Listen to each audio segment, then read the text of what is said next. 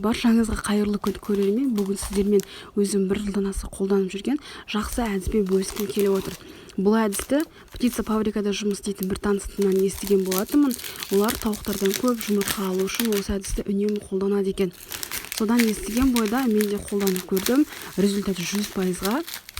Содан кейін сіздермен бөліскелі отырмын.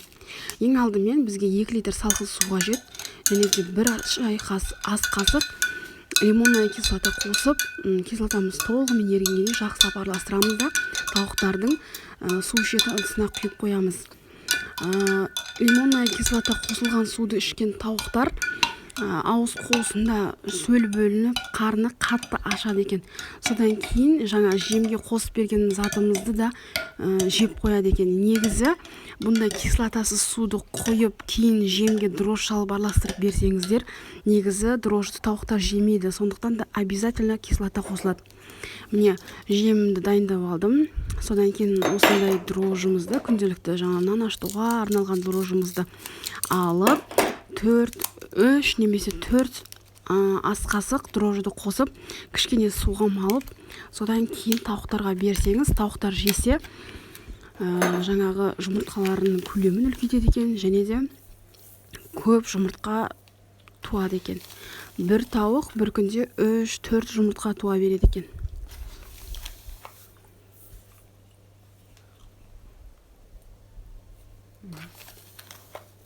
Мен негізі бұл методты естіген кезде басында сенгенім жоқ, өзім қолданып көргеннен кейін 1 апта бойы дәл осылай күнде таңертең тауықтарға жасап беріп жүрдім.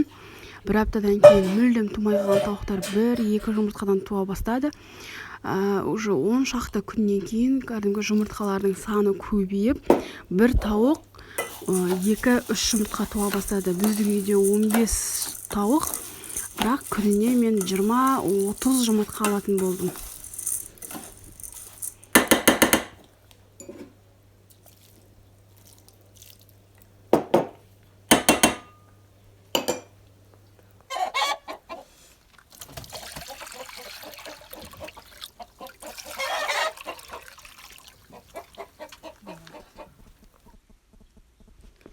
Су құйғаннан кейін 15 минуттан кейін жаңағы дайындап алған жемімізді осылай арнайы бір ыдыстың үстіне шашып қоямыз.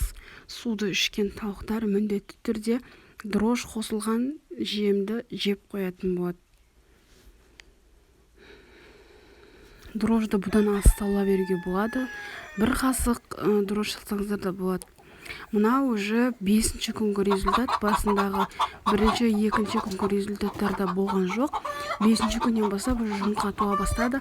Ал мынау мен дәл осы дәріні бергеннен кейін 15-ші күнгі результат. 15 тауықтан осынша жұмыртқа бір күнде.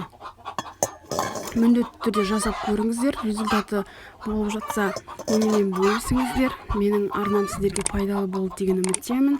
Сондықтан да лайк басып, комментарий жазып, пікірлеріңізді қалдырып, менің арнама тіркелуді ұмытпаңыздар. Әлі алда талай жақсы полезный советтермен бөлісетін боламын. Менімен бірге болыңыздар.